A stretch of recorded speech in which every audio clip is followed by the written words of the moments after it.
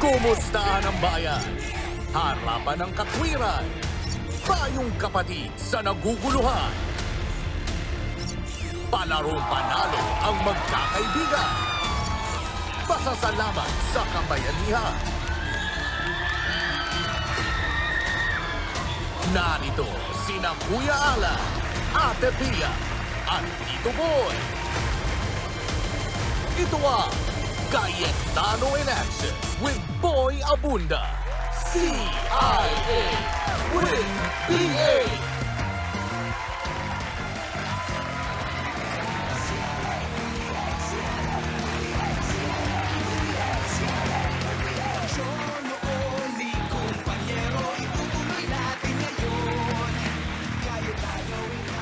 Luzon, Visayas, Mindanao at buong mundo. Welcome to CIA with BA. Maupay ang gabi ay iyong atanan.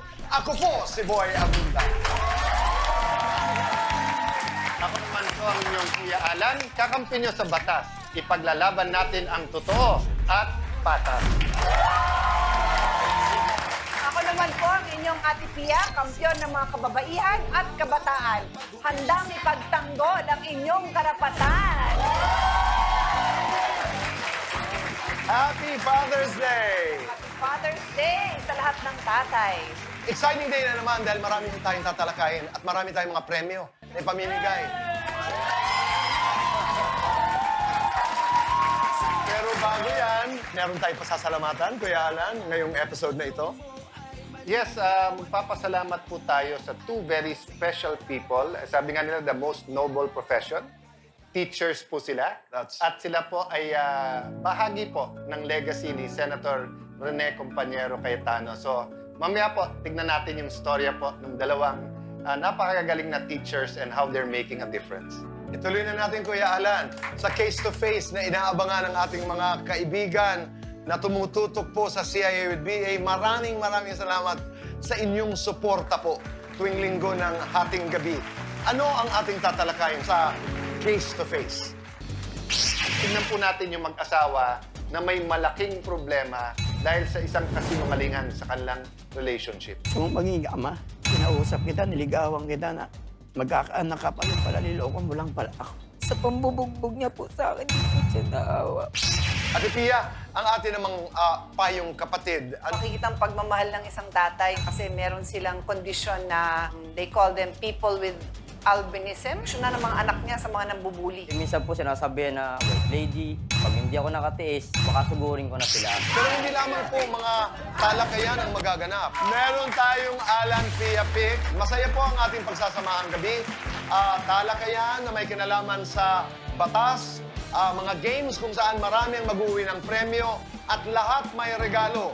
Dito lamang po sa...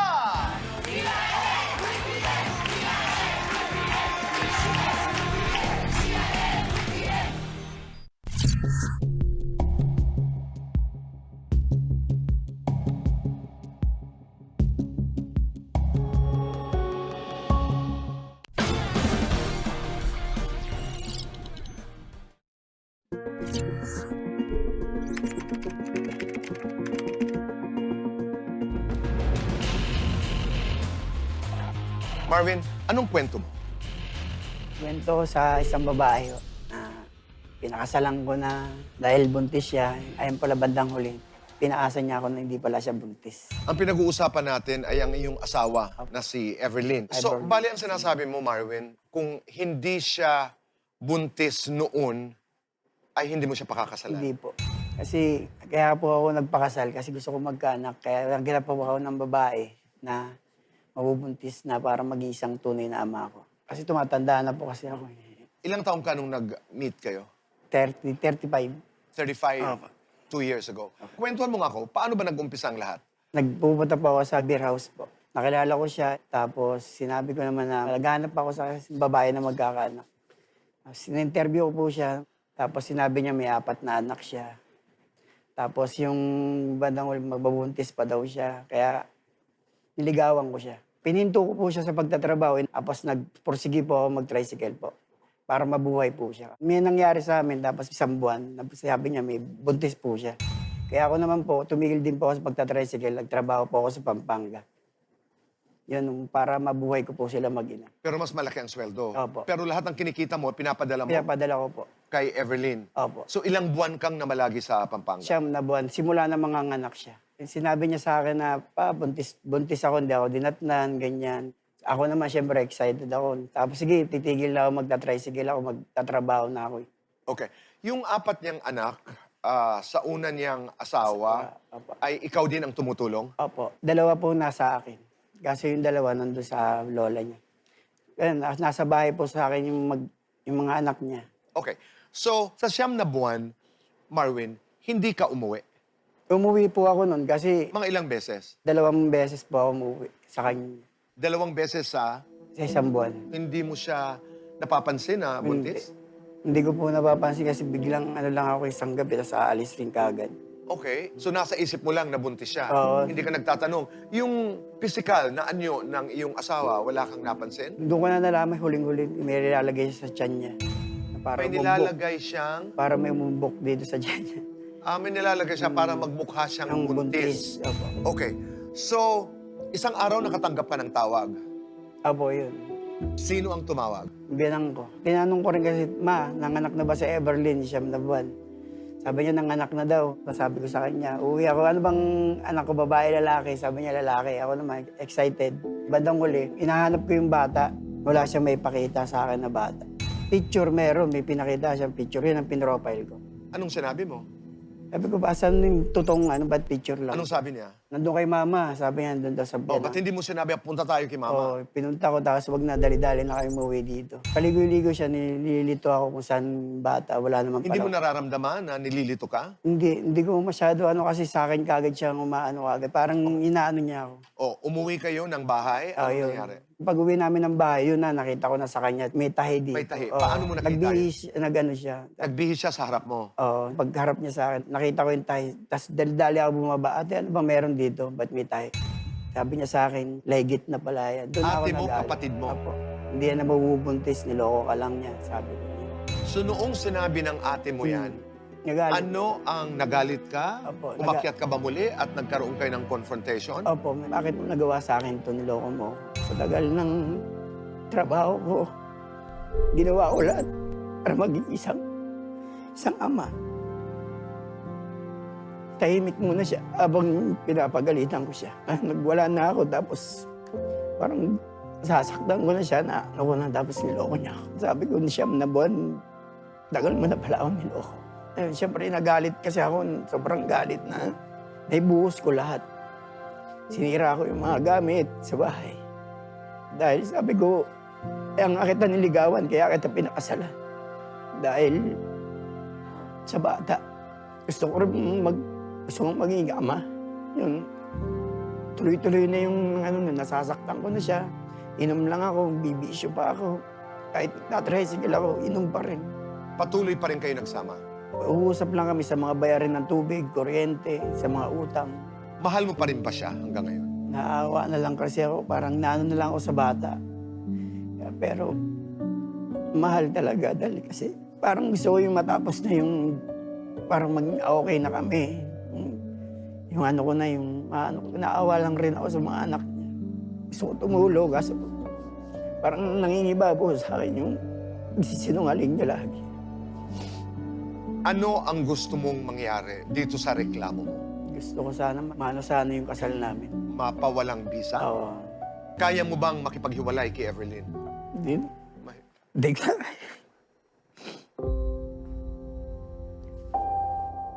Marvin, maraming salamat. Maraming salamat. Kayo po.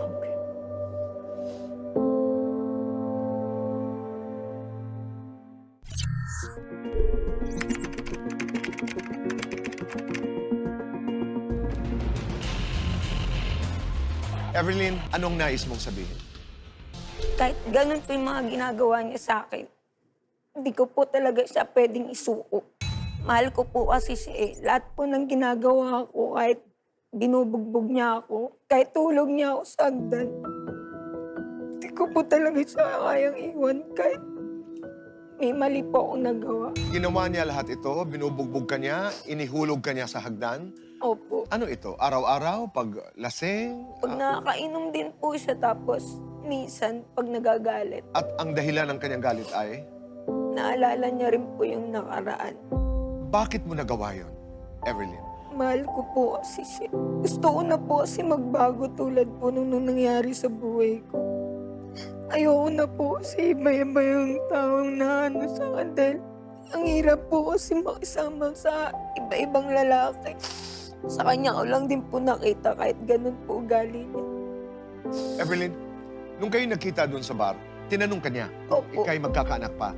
Alam mo na gusto niyang maging tatay. Pero mas masakit po sa akin nung ginawa kong pagsisinungaling sa kanya. Pero pag binabalikan mo yung pagkakataon na yon, inihingi mo sa kanya ng tawad yon. Iningi ko na po, sobra-sobra po. Kaya bumabawi po ako para makalimutan niya lang po. Paano ka bumabawi? Nagtrabaho po ako.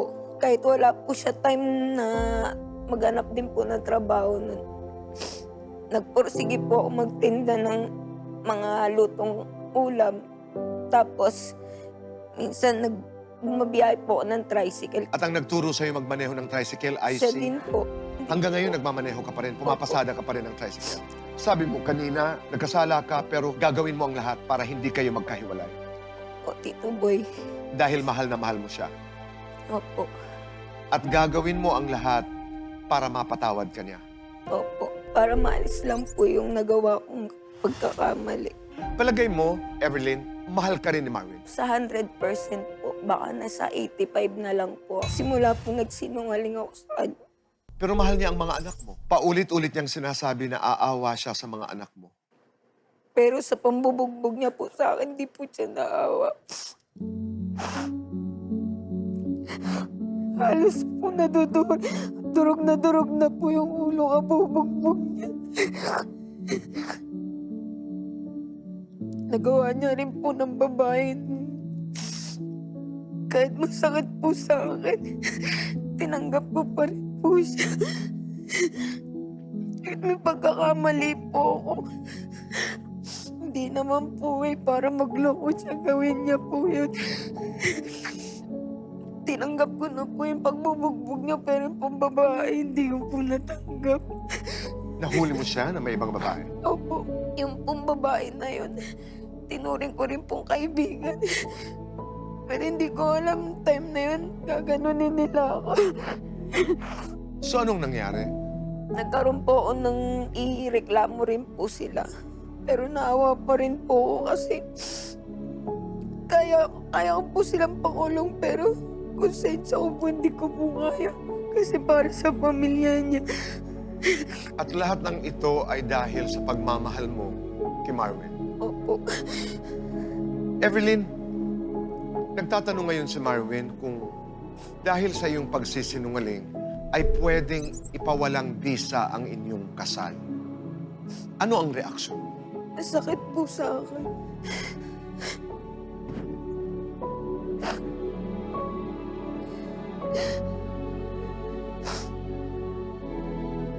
Natanong mo na ba si Marvin kung ano ang pwede mong gawin para makalimutan lamang at mapatawad ka sa iyong pagkakamali noon? Kahit wala na raw po yung bata, basta magkaroon lang daw po siya ng big bike.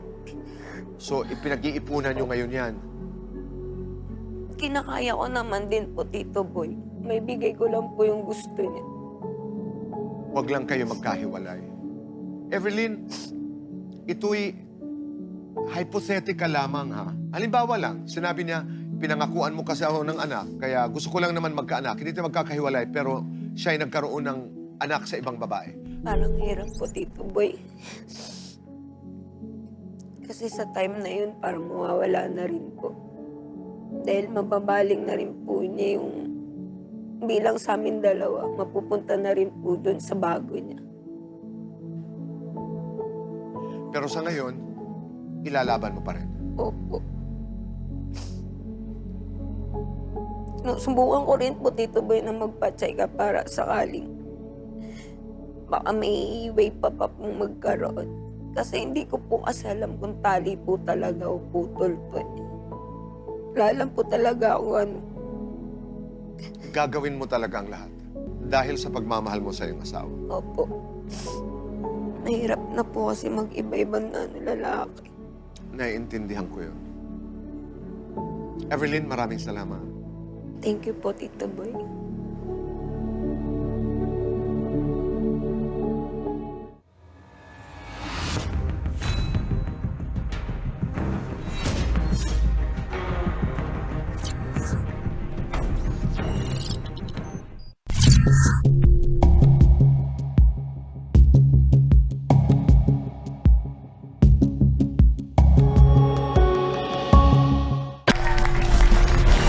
Back on the show.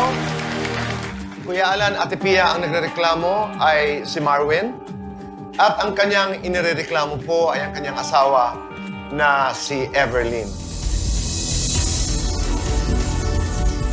Ate Pia, Kuya Alan, si Everlyn, si Marwin. Marwin, Evelyn, in this case, mukhang marami tayong dapat pag-usapan at pinaka-least of it is yung legal. But since you asked a question regarding rights, sasagutin namin. So ang tanong mo, pwede bang mapawalang visa ang kasal dahil sa fraud or pangloloko o paglilinlang dahil sinabi nga niya na buntis siya na hindi pala. So, basahin ko sa iyo kung ano ang nasa family code, no, na actual na mga pangloloko o fraud na kung saan pwedeng ipawalang sala ang kasal. Any of the following circumstances shall constitute fraud referred to in number 3 of the preceding article, Article 46 to, no?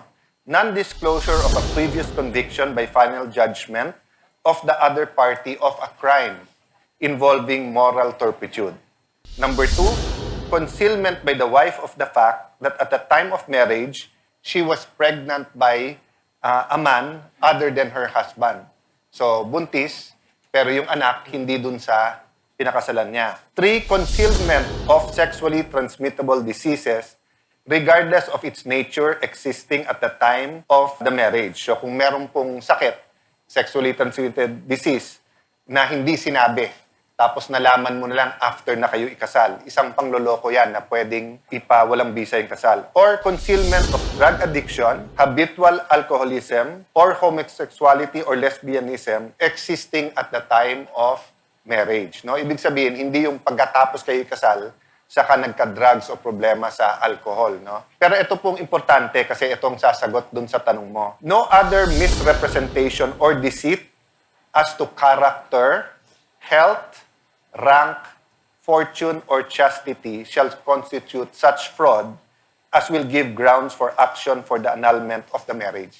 Okay? Kahit ano pang pangloloko regarding character, o sabihin mong mabait siya, hindi naman pala mabait. Health, sabihin na kaya niya magkaanak, pero hindi pala. Rank, di ba? Kung ano ang estado niya sa buhay. Fortune, or chastity, yung pag sinabi ng isa, virgin pa ako, o kaya sabihin, I've only been in one other relationship. So, hindi po ground yon, no? Pangloloko pa rin siya, makaka-apekto pa rin to sa relationship, but it's not a ground para i-annul, iwalang visa ang kasal, no? Di ba may sinasabi kasing you want the right thing for the wrong reasons. Or minsan, the wrong thing for the right reasons. Pero minsan, parehong wrong eh. So in this case, Evelyn, tama na gusto mo habang buhay kayong magkasama. Pero yung paraan na sabihin sa kanyang buntis ka na, alam natin mali. Ganon din naman sa'yo, di ba? Alam kong naghahanap kayo, paano to itama? Ang problema nga, hindi mo maibalik eh. So ang punto ko, kailangan mo isipin, ano yung pangalawa na ending na katanggap-tanggap sa'yo? Kasi yung una mong ending na gusto mo, nabuntis siya, nagkaanak, happily ever after, hindi na nangyari yung yung nagkaanak eh. Pero yung happily ever after, nandun pa yun ha. Hindi ibig sabihin na you cannot live happily after. At hindi rin ibig sabihin na hindi ka na pwede magkaanak, pwede kang mag-adapt. Mga anak niya na lang po. Yung...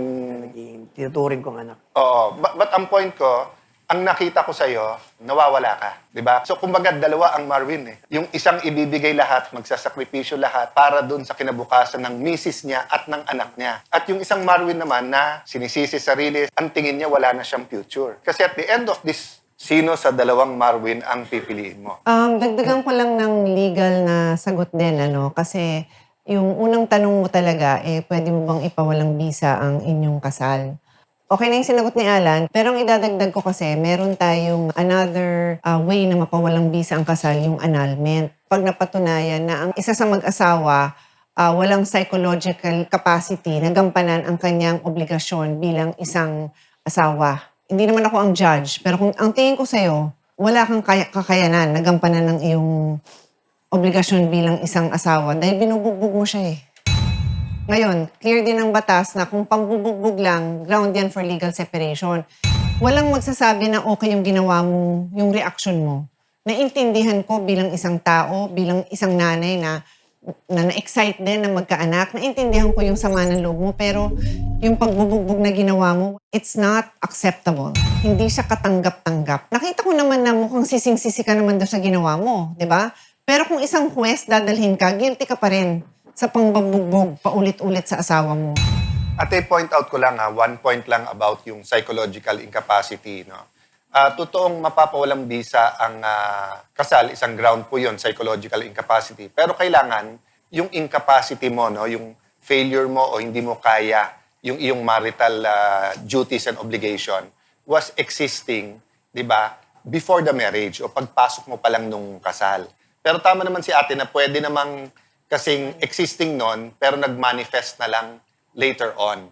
Kaya lang, pinoprotektahan talaga ng korte na hindi lang sabihin, pambubugbog lang, period, kundi, gagamitin na yung psychological incapacity para lahat na lang ng kasal, sa lahat ng mga masama or mga circumstance na talagang you cannot live with each other anymore, ay gawin dahilan. Yung nakita kong interview sa'yo ni Kuya Boy, tingin ko naman sa'yo, may gusto ka pang makitang mangyari sa pagsasama nyo eh. So, inamin mo talaga yon, tapos mukha namang nagsisisi ka, umiiyak ka, pero hindi ko job yon. Hindi ko job na nabigyan ng solusyon yung pangbubugbog mo. Ang gusto kong makita ngayon, ito. Definitely, kung magsasama pa kayo, kailangan mo nang dumaan sa counseling. Alam mo, believe din ako talaga sa'yo, Marvin, na talagang gusto mong magkaanak. I mean, bihira ko din lang kasi marinig sa lalaki yun eh. So I honor that. Sadly naman, ikaw naman, dahil ginusto mo rin siya, niloko mo siya doon. Pero pinagsisihan mo, sabi mo rin pinagsisihan mo, mahal mo pa siya, no? Ikaw, mahal mo pa siya? Kaya niyo bang pagtulungan tong pagsasama niyo ng maibalik sa tama na tulad ako bilang isang abogado, bawal ho sa akin no na ipag-ayos yung kasi sa vowsy po, pag yung nangbubugbog, bawal yan na ipag-ayos ng ng barangay o ng talagang may consequence. So, I'm just speaking as a woman and as a mother dahil may 4 siyang anak. Tapos sinabi mo naman na tinuturing mo na rin yung sariling anak mo, yung mga anak niya. Gusto niyo bang magkabalikan? Pero kaya mong makipagbalikan sa kanya na ayusin mo yung emosyon mo kasi I cannot as a lawyer recommend it. Magyakapan kayo, sorry na kasi ang dami mong kinikimkim na galit. So it is against my training na sabihin kong mag-happy ending kayo tapos baka mangyari yun ulit. Can I agree with you, ate? Ang punto kasi dito, di ba, batas yun eh. Principle yun. So, let me ask you this question to help you make certain decisions. Anong future nyo as of now? Maayos na, pamumuhay lang. Mabati na ho. Mag-aayos na yung problema namin. Maghanap buhay na tuloy-tuloy na paghanap buhay. Pagmamahalan na lang ho.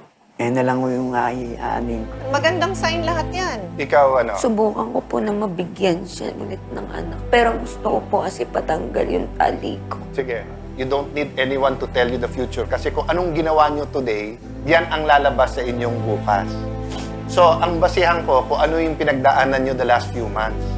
So, sa pangbubugbog mo sa kanya, kulong ang punta nun. Yung tatanggapin mo na gaganunin ka dahil sa pagmamahal, tapos hindi mo matanggap sa pambababae, tinatali mo yung happiness mo sa happiness niya. Meaning, paano kung hindi mo mabigay yung anak? So, balik na naman kayo sa pagbubugbog, etc. Okay. So, eto na final point ko. Forgiving each other na may kasamang promise na hindi na mauulit yun. So, tatanggapin mo yung sorry niya, pero sasabihin niya, never na siya magsisinungaling sa'yo. Tatanggapin niya yung sa'yo, pero magpa-promise ka na kahit anong mangyari, lalabas ka na lang, umalis ka na lang muna. Pero huwag kang mananakit sa kanya. Sa ngayon, sa lahat ng pinagdaanan niyo, kahit gaano kasakit, handa ka bang tanggapin yung kanyang sorry na naloko ka niya at sinabi niya? Tatanggapin ko po. Pa, sorry. Alam mo naman, ginagawa ko lahat para mapasaya ka lang. Sailang ako ng bago. Patunganin mo rin ako sa nasasangkag. Sorry, ma. Tatanggapin ko na talaga. Nandito na to eh. Pamahal ka na rin sa akin. Magsimula na ulit tayo.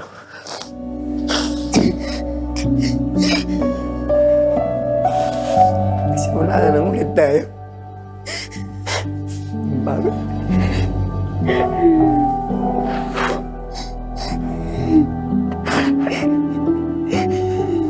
Tuwarin mo sa lahat. Binago ko lahat. Mula na nun. Marvin, I'm a believer in miracles. Walang hindi kaya ng Panginoon. Having said that, di ba, ang Panginoon na mismo magsabing, test that spirit, di ba? So, ang gusto namin tulong sa inyo, mag-submit kayo sa counseling. Iba yung meron kayong, kumbaga, life coach or natuturuan, masusumbungan, in the beginning muna, di ba, para ayusin ito. Mahabang usapan to, pero I really believe God will give you peace and happiness. May idadagdag lang ako, no? I want to discuss one more thing. You need to also address yung sitwasyon ng mga anak nyo. Anak, sabi mo, turing mo na rin na anak mo. So, anak nyo. Ako'y nag-aalala na dadalhin din nila yun habang buhay. Kung ilang beses mo na nakitang nabubugbog siya, maraming cases, Kuya Boy, na years later, yung mga batang yan, sila din ang mangbubugbog o papayag silang nabubugbog sila. Kaya nyo bang trabahuhin yun na pati yung mga bata ayusin nyo? May marriage counseling and then meron din family counseling. Kung pwedeng magsabi din yung mga bata kung ano rin yung naramdaman nila doon. One last, kung gusto mo, nagbibigay din kami ng startup ng sari-sari store. Kasi ang paniniwala ko naman, women empowerment, di ba? Equal partner ka eh. Yeah. So, Or karinderya, nagluluto-luto daw siya. Kung ano man, kung saan mo gusto, pati paaralin ka namin sa TESDA. Kasi ang sa akin, Culinary. gusto ko empowered ka. Maghiwalay man kayo, kung hindi nyo talaga tumaayos, gusto ko mabuhay ka mag-isa. Pero kung magmamahalan kayo, magkakaroon kayo ng magandang buhay together. Like, it's a journey. And there will be happy times and there will be difficult times. So, Tuloy lang buhay nyo yung buhay nyo, na nandyan yung support system nyo para hindi kayo bumibigay pag may nangyaring catastrophe. I know, there's something special between you and for you. So again, salamat sa tiwala niyo sa amin. Thank you po. So maraming salamat. Sa ating pagbabalik po, mga ka-CIA, ay si Tatay Edward naman. May 2 anak na children with albinism, binubuli sa eskwela. Hihingi siya ng payong kapatid kung ano ang pwede niyang gawin. Yan po ang ating tatalakayin sa pagbabalik po ng... Matapos nilang humarap kina Kuya Alan at Ate Pia, agad hinandugan ng CIA with BA ng pagkakataong mag-dinner bonding ang mag-asawang Marwen at Everlyn para pag-usapan ang kanilang susunod na magiging aksyon sa kanilang pagsasama. Nakatanggap rin ng cash assistance si Everlyn para makapagsimula siya ng maliit na negosyo. At higit sa lahat, sinamahan sila ng programa kay Pastor Wilson ng Jesus Christ Centered Fellowship para sa isang marriage counseling para sa tuluyang ikaayos ng kanilang pamilya at pagsasama. Salamat po Kuya Alan, Ate Pia, Tito Boy, naayos po ang relasyon namin mag-asawa. At maraming salamat din po kay Pastor Wilson at sa mga bumubuo po ng CIA with BA. Happy Father's Day mga tolits! Pero hindi lahat ng tatay ay happy. Bakit? Ano nangyayari na naman? Eto, kasi yung tatay na hihingi ng tulong sa atin ngayon, meron siyang 2 anak, tapos parang albino attached sila at nabubuli sila sa school. Teka, ang albino, alam ko yan yung anak araw. Mali yan dahil ang politically correct term ay people with albinism. People with albinism. Okay, I stand corrected. Kahit naman ako, no? Pag anak ko ang kinante, talagang lalaban ako. Ano kung iba yung tsura ng anak ko? Ako din. Sila naman siya.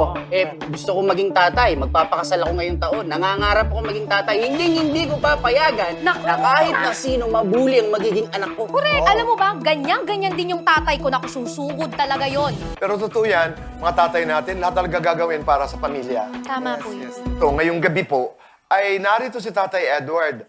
na hihingi po ng payong kapatid kay Kuya Alan at Ate Pia dahil nga sa kanyang dalawang anak. Actually, ang kanyang eldest at ang kanyang youngest, ang children with albinism, na parating nabubuli sa eskwelahan. Narito po siya. Tatay Edward?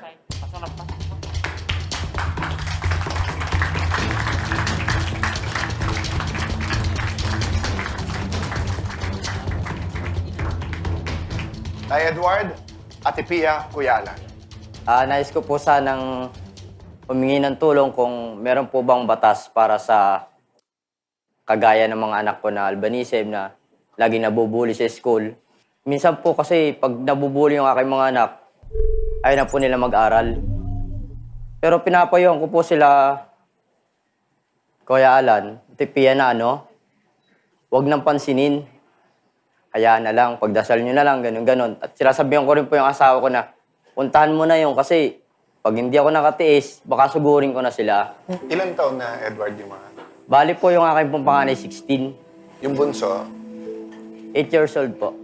Sa tanong mo, diretsyong sagot, may obligasyon yung school, may obligasyon yung teacher. But just to emphasize, it's not only a problem of the teacher, it's not only a problem of the school, nor the parent. It is society's problem. Yung sitwasyon ng mga anak mo, yung asawa mo ba nagreklamo na? Kasi sabi mo sa asawa mo, pag hindi natigil yan, ako nasusugod. So, ibig sabihin, nakapagreklamo na yung asawa mo. Nandito ang asawa. Ano ho ba ang nangyari? Noong time po na sinundo ko po siya sa eskwelahan, nakita ko po yung itsura ng mata niya na namumula. Sinuntok po ako. Bakit ka sinuntok? Anong ginawa mo, ma? Tumatayo po sa blackboard. Hindi ko po makita, ma. Nagsumbong naman po kay teacher eh. Sabi po ni teacher, niya daw po mag-usap na lang daw po kayo ng nanay. Ano nangyari? Nag-usap-usap? Opo, nag-usap po kami nung magulang ng bata. Na nandun si teacher, ha? Opo. Tapos? Sabi po nung magulang, bata yan. Hindi natin yan na magkaganyan. Siyempre, biruan. Away bata, yan na lang makisali pa tayo. Siyempre, kailangan pag-ayusin na lang. Pero nagpa-sorry-sorry ba sila sa mga bata? Opo. Sabi ko naman doon sa nagsuntok, sabi ko, ba't mo binanatan? Ang dali-dali lang naman sabihin na, Joward, huwag kang tumayo, hindi namin makita. Hindi yung agad-agad mong susuntokin. Pero ikaw nagsasabi o pati teacher nagsabi din sa batang yon? Ikaw pa nagpapaliwanag? Opo. Yung teacher hindi nagpapaliwanag? Ano po, sabi po nung teacher, sumunod lang po siya. Pagkatapos kung magsalita yung teacher na po sumang-ayo, sabi niya, mali yun ha, huwag mo nang ulitin yun. Gumano lang po siya. Ang school, number 1, may policy. Ang tanong is, ang lahat ba ng schools natin meron? Kasi, syempre, yung mga private schools, yung iba sa kanila, very focus sila sa magantong issues. Klaro talaga yung policy nila. Sa school nyo, ang pag-handle din dapat niyan is may policy din sila. So, syempre, yung teacher mismo kung sino ang teacher na namamahala nung nangyari yon, dapat nandun siya. Pero normally, ang isang school, may committee din sila handling that bullying. The bigger the school, the bigger the committee. Yun ang gusto ko i-clarify. Kasi halimbawa, gulo bata. Di ba, naglalaro sila, nagkatuksuhan, nag-away. Di syempre, patatawag nung teacher, pati mga bata, mga magulang, i-explain. Kasi hindi bullying yon. Di ba? So in that case, di ba, kung ano yung best situation, kung ano rules and regulation nila, they'll try to solve the problem. Iba kapag ka-bullying. Pag bullying, you do not invent the policy right there. In accordance with the law, with the Anti-Bullying Act of 2013 and may IRR may Internal Rules and Regulations, ang sinasabi, may Child Protection Committee at meron ng policy in place. So ang gagawin ng teacher is to implement that policy. So the last point I want to make is that we have to know the definition of bullying. Okay, ano ang bullying? Any severe or repeated use by one or more students of a written, verbal, or electronic expression, or a physical act or gesture, or any combination thereof, directed at another student that has an effect of actually or causing or placing the latter in reasonable fear of physical or emotional harm or damage to his property, creating a hostile environment at school for other students, di ba? infringing on the right of other student at school or materially and substantially disrupting the education process or the orderly operation of school. So, himayin natin, no? Unang-una, Kuya Boy, any severe. So, any, ibig sabihin, kahit isang beses lang. Or it could be repeated use. Repeated use by one or more student, written, verbal. So, halimbawa, pag hindi nakatingin sa teacher, susulat sa, sa blackboard. Si ganito, mataba. Whatever, na panunukso, binubuli mo. Di ba? So, yun nga, a physical act or gesture or combination thereof directing another student that has an effect of actually causing or placing the other in reasonable fear of physical or emotional harm or damage or to his property. No? So, ang ibig sabihin po nun, once na yung bata ayaw na pumasok, hindi na safe place ang kanyang school o classroom, yan ay titignan na dapat natin. Nanay Conching, kumusta naman ang inyong bunso ngayon? Sa ngayon po, ganun pa rin po siya, binubuli pa rin po siya. Pero sabi ko sa anak ko, pag binubuli ka, tawagin mo sa teacher. Pag hindi si teacher, sabihin mo sa akin at ako ang sa teacher. Alam mo, Kuya Boy, marami sa mga ginaganyan, no? Kung tama ang patnubay sa kanila and the right opportunity, they become very, very special people who change the world. Yes. Because nga, yung napagdaanan nila na struggle ay napakagrabe. That's why nga, it's a problem of the whole society. Ngayon yung batas po, hindi po to toothless, ha? Hindi po walang kagat itong batas na to. Kung titignan nyo po ang Section 10 ng IRR, ng Anti-Bullying Act, no? Disciplinary measure against bullies, no? Against the bully themselves. Anong pwedeng gawin sa bully? Number 1, basta't proportionate to the act committed. Number 2, written reprimand, community service, suspension, exclusion, or even expulsion if the circumstance warrants such imposition of such penalty, basta't may due process. In addition, the bully can also be required to undergo an intervention program which shall be administered or supervised by the school's Child Protection Committee. Parents of the bully shall be encouraged to join said program. So what do I mean here, no? Alam niyo yung school system natin, nag-uusap yan eh. So hindi ka naman pwede basta pumunta sa kabilang school na hindi mo dala records ng school. So importante na yung school deals with it. Kung hindi, yung bully, lalo kung hindi tuturuan ng magulang or kung bully din yung magulang, iikot lang yan palipat-lipat. Yung mata ng inyong bunso, kumusta yon? Bali, yung last check-up po niya, hindi po siya pwedeng lagyan ng salamin pa eh. Kasi nung pina-check up, kasi nga po, yung mata niya, pagkakaiba sa panganay ko, nung ipinanganak yung panganay ko sa ospital, may pinatak po silang gamot doon naalalayan ng gamot. At ngayon, ang iyong panganay ay may eyeglasses. Eyeglasses po. Pero yung bunso, yun ang medyo hirap magbasa pag malayo. At doon kadalasan, nabubuli. Tinatawag po siya CCTV. Umagalaw po kasi mata niya umiikot-ikot. Yung gitna ng mata niya, hindi po siya nag-i-steady. Nay, nung sinabi mo CCTV, I'm sure yung iba dito na shock, yung iba gusto tumawa. Di ba? What do I mean by that? Kasi nga, very creative ang bata sa pangangalaska. It's really a big problem that we have to deal with. That's why nga sabi ko, if you'd allow them to spend an afternoon with us, gusto ko pakita that they're special. And I really believe that pag alam nila sa kalooban nilang they're special, makikita to ng mga kaklase nila. But kung doon sila makikinig sa mga iba nilang kaklase na they don't know any better, baka nga yung mga yun, minsan yung pinakabuli at pinakanangangalaska, minsan malaki din problema ng mga yun. Totoo yun. Minsan may insecurities din sila and that's how they deal with it. But I can really foresee, Edward, that what you did today was not only stand up for your two children, but tumayo ka para sa mga tatay na di na rin malaman ang gagawin dun sa pangbubuli sa kanilang anak. So, salamat sa inyo ni... At maaari siguro matulungan din natin sila ma-refer sa iFoundation. Yes. Dr. Minggita Padilla, one of our best eye doctors. I'm sure they would be pleased to help. Tatay Edward, ikay nagpunta dito because you want to be the best father to your children. Happy Father's Day. Salamat naman po ang magaganap sa ating pagbabalik. 2 guro ang ating pasasalamatan at sila naman po'y magpapasalamat din. Kanino sila magpapasalamat? Paano magpapasalamat? Dito lamang po sa...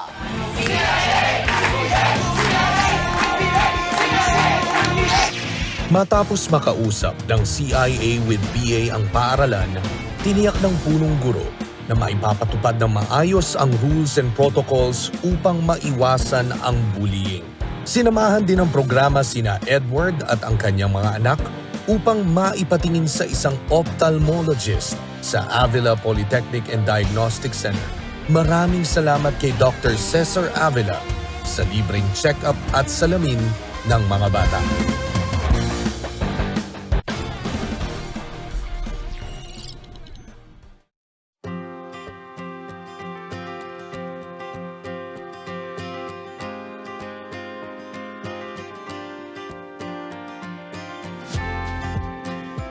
Praise God Almighty. Today, Father's Day. Unang-una ang ating Panginoon Diyos, ang ating Diyos Ama, na parati po lahat ay binibigay sa atin. We are His creatures. He provides. He is our source. Dito po sa school na to, si Senator Rene Compañero Cayetano, ang aking pong ama, ang papasalamatan po natin. Bakit po? Dahil naniwala po siya sa edukasyon. Naniwala siya. Lahat ay dapat may equal na oportunidad. So mga kababayan, ngayon po sa ating episode na Father's Day, ito din po ang episode na kung saan sineselebrate natin yung everlasting life ng aking ama. So I hope that during the show, maramdaman niyo po ang life work ni Senator Rene Compañero Cayetano.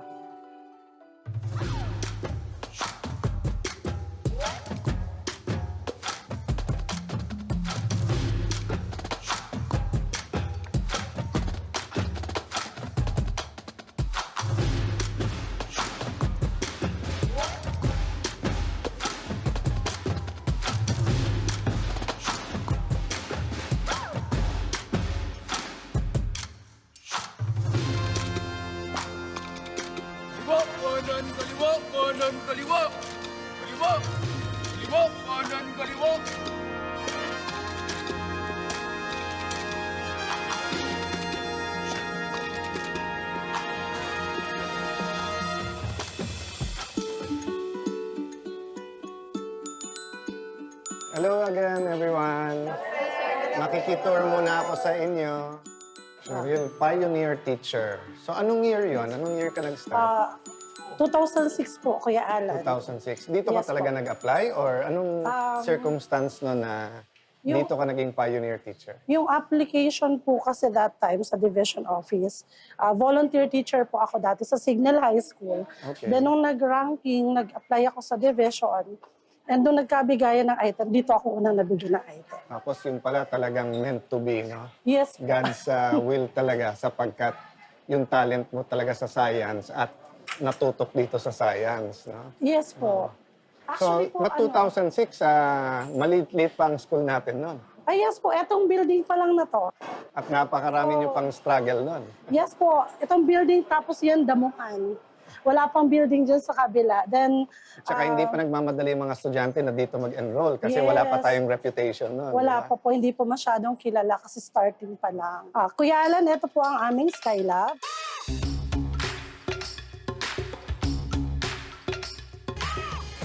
So, eto na ang pinag-uusapan ng mga robotics at naalala ko nung umpisa pa lang ito, parang napakalayo sa atin. Pero balita ko, marami na kayong awards, tama ba? Yes, sir. Marami na Yes po. Actually, nag-start po kami ng robotics way back 2016. Before pa po. So, take me through it. So, etong kaharap nyo, Ito po mga sumo robots po namin. robots. Kino-construct po namin to fight with other robots sa gantong mat po. So ang main goal po nito... Kaya sumo, parang Opo, mga Japanese sumo wrestlers. Yes po. So ang main goal po nito is mapatalsik po yung kalaban, yung opponent niya po. Well, guys, we're very happy to be here. No? As you know, yung school nyo carries the name of my father, Senator Rene Compañero Cayetano. Kilala siya nung lahat kasi about law. Pero maraming hindi nakakaalam kasi, ang nanay kasi niya is a public school teacher sa Pateros Elementary School. Was a public school teacher her whole life. And dahil mahirap sila, mekaniko yung kanyang tatay, he would have loved seeing the robotics. No? So ang dad ko, naging passionate sa law, pero actually, ang tingin talaga niya sa education, great equalizer. So remember, sa students, kayo may dala ng pangalan ng school na to. So whatever you need, alamin nyo kung ano kailangan ng school, kung ano kailangan nyo, huwag kayong mahiya magsabi. Di ba? That you deserve the best. Di ba? Afternoon. Hi, everyone. So again, Arnold, nice to meet you. Opo. Alam mo naman, Father's Day. Yes po. And syempre, hindi mo naman makakalimutan everything about your dad. Pero hindi naman namin alam lahat ng ginawa niya. So nagulat ako, inabot mo pa yung scholarship niya? Yes po. Paano nangyari nun? Actually po, during that time when Signal Village National High School was a semi-private, it's Port Andres Bonifacio College. Semi-private po siya. So yung tuition fee, hindi po siya talaga affordable, medyo mataas. Hindi So, pa free ang buong high school during the Hindi time pa na po. assemblyman ng ating Kasi semi-private nga po siya. And then, Senator Renato during that time was assemblyman of Taguig, Pateros, and Muntinlupa. So, kasi po, yung parang yung motivation ni Senator o yung parang goal niya lagi ay gusto niya na magkaroon ng mga scholars, ng mga poor but deserving students. And then, of course, the scholarship committee is, they selected 5 for every batch. Actually, ito po yung certificate na natanggap ko. Natago mo pa. Opo. So, when I become a public school teacher, when I become a licensed teacher, inisip ko po talaga na doon ako magtuturo sa Senator Renato Compañero Cayetano. So kaya po ang ginawa ko, lumapit po ako sa opisina nyo at dinala ko to. Kasi po, naalala ko po nung binigay to ni Senator Rene, nung naging scholar kami, ang sabi niya sa amin, yung certificate na yan, kahit wala na ako, ipakita nyo lang yan sa kahit sinong Cayetano, tutulungan nila kayo. Yun po yung salita sa amin ni Senator. I said to my students that I am a Cayetano scholar and I am here kasi gusto ko lang din ma-share o maipagpatuloy yung layunin ni Senator na makatulong sa mga mahihirap na mag-aaral. Pinapakilala ko po talaga si Senator Cayetano sa lahat po ng sa orientation po during first day of my class. Great. Thank you very much, Arnold. Opo. God bless you. Thank you sa tour. Ay, welcome po, sir. Bago tayo umalis, gusto ko naman pakita yung isang favorite part ko ng school. Siyempre, naalala ko po si tatay, si Senator Rene Compañero Cayetano. Gaano man kaganda ang tour, matatapos din. Pero hindi matatapos ang ating pagpapasalamat sa tour sa Senator Rene Compañero Cayetano Memorial Science and Technology High School. Sa ating pong mga teachers, maraming salamat. Sa ating pong principal, Ma'am Ellen, salamat sa inyo. Sa ating pong mga estudyante, thank you for waiting for me and we give you all the love and we continue to fight for his legacy. Salamat, Senator Rene Compañero Cayetano.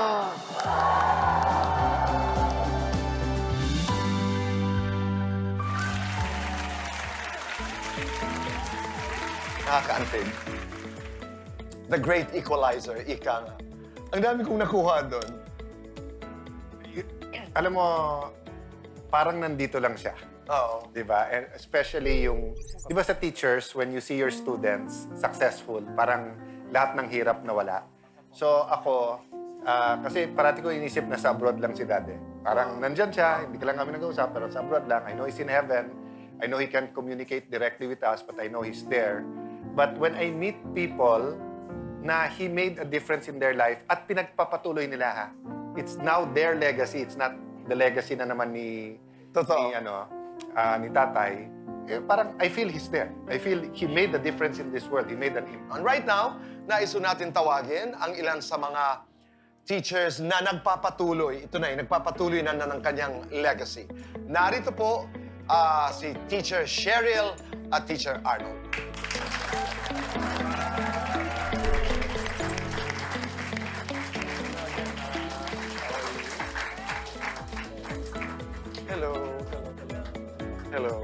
So, Kuya Boy, actually nag-thank you tayo sa kanila.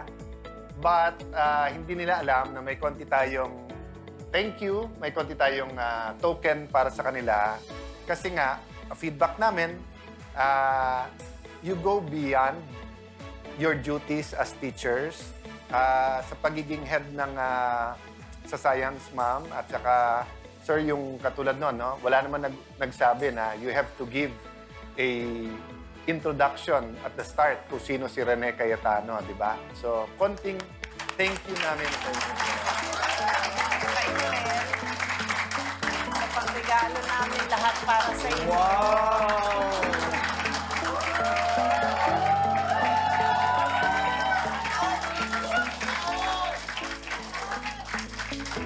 Cheryl, may nais ba kayong sabihin? Maraming salamat po, Kuya Alan at Pia. Alam ko po, wala na po si Senator Rene Cayetano, pero patuloy po namin na binubuhay ang kanyang legacy. Maraming salamat po. Sir Arnold? Maraming salamat po, Senator Alan and Senator Pia. I'm proud that I belong to the first batch of Cayetano Scholar. And of course, as a former scholar, I'm there to inspire them to give the legacy of Senator Cayetano to them by teaching them well and so that they become a role model in our country. Thank you po. Maraming salamat. Sir Arnold, maraming salamat. Pagpatuloy mo ang iyong pag-inspire sa marami pang mga tao. Alan Pia Pic, maraming mga regalo, maraming mga papremyo po ang ating ipamamahagi sa ating studio audience. Yan po ay sa pagbabalik ng Cayetano in Action with Boy Abunda would like to thank the following. Shomai King, Rica de la Merced Furniture Designs. For inquiries, call 0922-853-1668. Ang bahaging ito ay hatid sa inyo ng JC Organic Barley.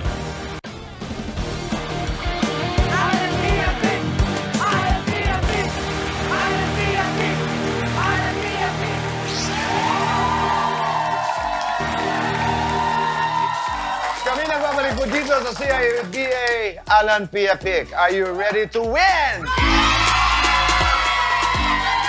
Alam niyo na ang mga rules, di ba?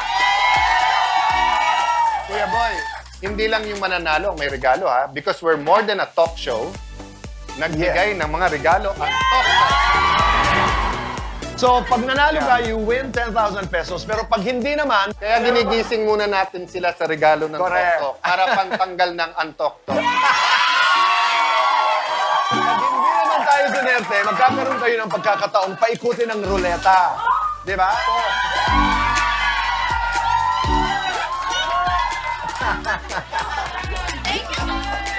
Yan. Okay.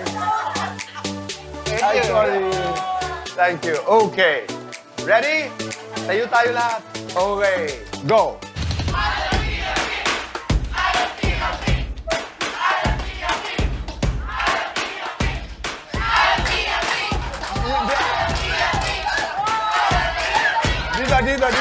Dito.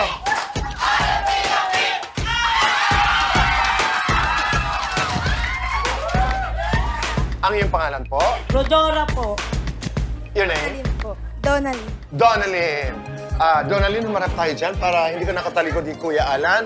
Ayan, dahil walang umuwi na talo dito.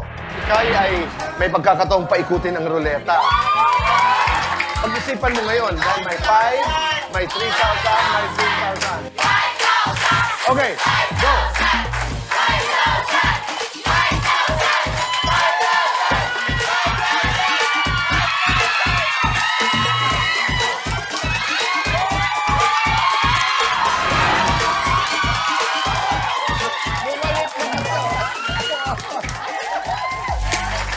Maraming salamat. Salamat. Thank you very much. Ikaw naman ngayon, Donalyn. Pero meron pa rin pagkakataon. Pero tingin ko naman 5,000 din yan. 5,000. Sorry. 5,000.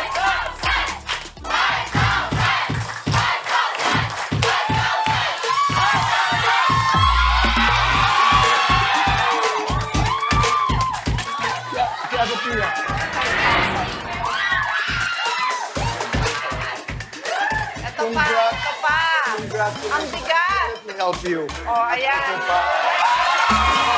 Maraming salamat po sa Cayetano Pian Action Gabi. Yan lang po.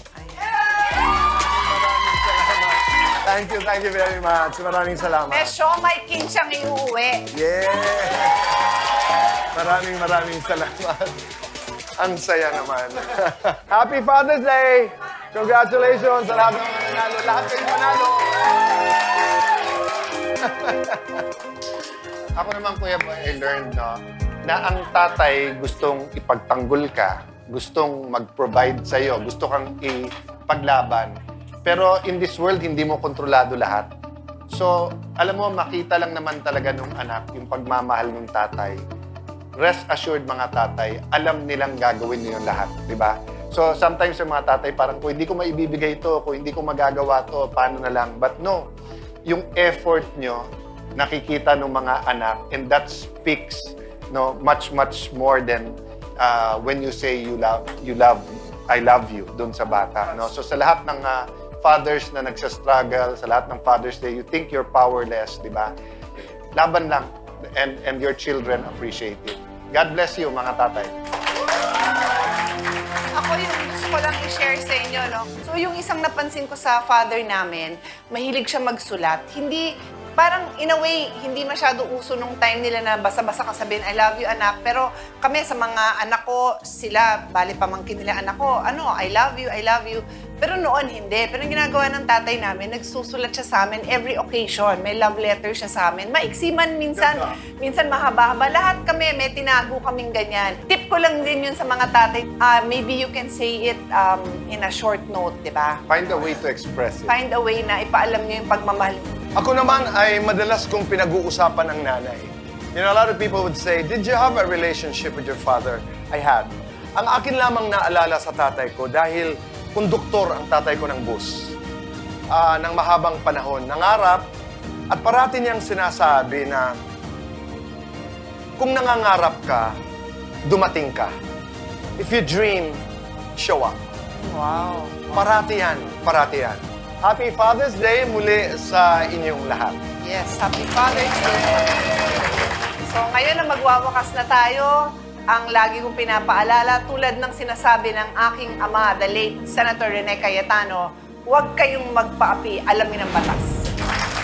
Kung may legal na kalaman, mas may lalaban ang ating karapatan. At huwag makakalimutan, doon tayo sa tama dahil sa batas wala tayong kawala. Happy Father's Day sa lahat ng mga ama. See you again next week, Maritin. Maraming salamat. God bless us all. Dito lamang sa...